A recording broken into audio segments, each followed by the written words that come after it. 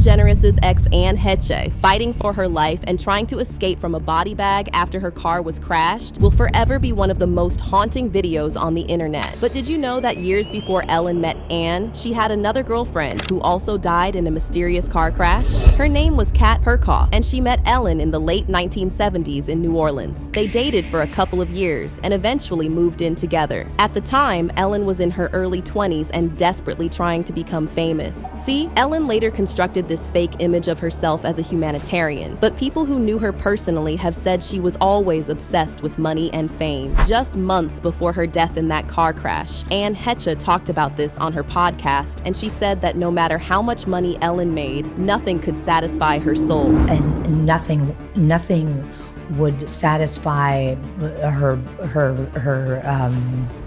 soul. And this is who Ellen has always been. So by the time she started dating Cat Perkoff, she was already determined to do whatever it takes to make it in Hollywood. Kat, on the other hand, had no interest in being in the spotlight. She was a poet and managed a bar in the French Quarter. And eventually, their relationship hit a rough patch, and Ellen moved out. But this is where it gets creepy. On the night of June 26, 1980, Ellen and Kat met at a show where Ellen's brother Vance was playing. Kat tried to reconcile and asked Ellen to come home, but Ellen pretended she couldn't hear her over the loud music. Kat then left the concert alone, and that was the last time she was seen alive. Later that night, Ellen was driving home, and she passed the scene of a severe car accident. A car had hit a tree and split in two, and Ellen later said that it wasn't until the next day that she found out the victim in that car was Cat Perkoff. But then things got even stranger. If you check out Cat Perkoff's page on findegrave.com, it says, "The official report of the New Orleans Police Department states that Kat's death was caused by an accidental collision, but rumors at the time pointed to a hit, a mafia score, and a police cover-up." And then more recently, some new reports surfaced alleging that Kat was...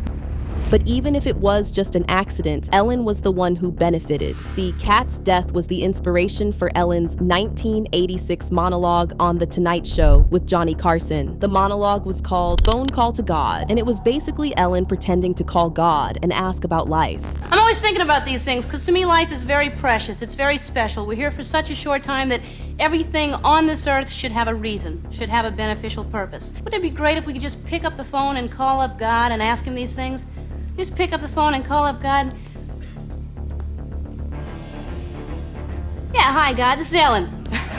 Ellen, DeGeneres. And this was the monologue that propelled Ellen to stardom. It was a breakthrough moment for her career. After her debut on Carson, Ellen became a headliner on the national comedy circuit and started landing roles on TV sitcoms. And just 2 years later, she was named the funniest person in America. I go around and say, this is legitimate. I won last year and actually this year, and it's a wonderful career booster. So the monologue inspired by Ellen's girlfriend's suspicious death is what made Ellen famous. This is what people mean when they talk about Hollywood sacrifices. My mom ain't here.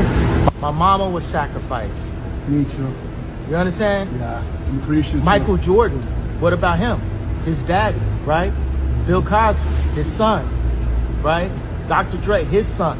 You're out in Hollywood, a lot of people come up missing. But the thing that's really scary about Ellen is that it's not just one person close to her who died in mysterious circumstances. In 2022, Ellen's ex, Anne Heche, and her DJ, Steven Twitch Boss, both died suddenly, just months apart. Anne died on August 11th, 2022, in a very strange car crash. And just 4 months later, on December 13th, Twitch was found dead in a motel. He supposedly took his own life, but that story never really made sense. And when it comes to Anne Heche, it's even weirder. First, they said she was intoxicated and lost control of the car. But then the LA County Medical Examiner coroner released the official report, and it clearly said Anne was not impaired by any substances at the time of the incident. So what caused her to crash her car into a house? Well, this is just speculation, but it's been alleged that her car might have been crashed remotely. And yes, they can actually do that. They can take control, again remotely, of a car's computer system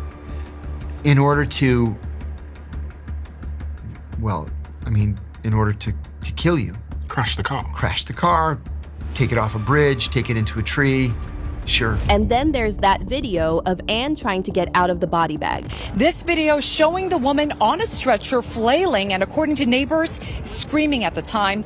Authorities say she suffered burns and was taken to the hospital in critical condition. So before the video surfaced online, mainstream media claimed that Anne didn't survive the crash. But after this footage went viral, they had to change their story. And they changed it several times. First, they said Anne was in critical condition. Then, on August 7th, The Guardian reported that her condition was stable and that she was expected to recover. But then, the story changed again. On August 11th, doctors said she probably wouldn't make it. And that same day, Anne was declared brain dead. And you know what else happened on August 11th? Reporters caught up with Ellen and asked her to send well wishes to Anne. And I need you to pay close attention to her response. Do you want to send her any well wishes? Sure. I don't want anyone to be hurt. I don't want anyone to be hurt. Yeah, it's quite a dangerous accident that happened, wasn't it? Sure was. The way she says "sure was" at the end, it almost sounds sarcastic, like she thought it was funny. And just 3 days after this was filmed, Anne Heche was taken off life support. Now, I'm not accusing Ellen of any crime. I want to make that clear. But do I believe Cat Perkoff, Stephen Twitch Boss, and Anne Heche all died by accident? No. And I believe the truth will come out sooner or later. But let me know what you think in the comments, and I'll catch you in the next one.